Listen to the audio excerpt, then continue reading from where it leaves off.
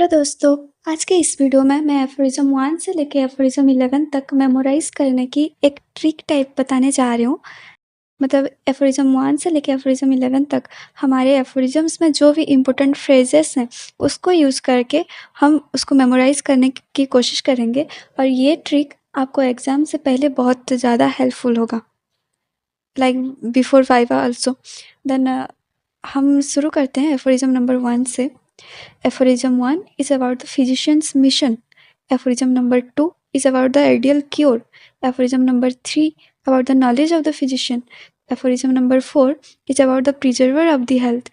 Aphorism number 5, it is about the causes, that is exciting cause and the fundamental cause behind the acute and chronic diseases. Okay. After aphorism number 5, we have aphorism number 6. It explains about the unprejudiced observer. And in the footnote of aphorism number 6, we have prima causa morbi. In aphorism number 7, we have causa occasionalis, totality of the symptoms, and in its footnote, we have indisposition. In aphorism number 8, we will learn that eradication of totality of symptoms is equal to the complete cure. Okay.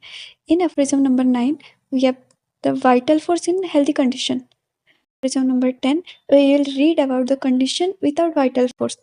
In aphorism number 11, it is the starting of the diseased condition in which it is said that the vital force is primarily affected in a diseased condition. And in its footnote, we have material pickings. Okay, that's all. Thank you.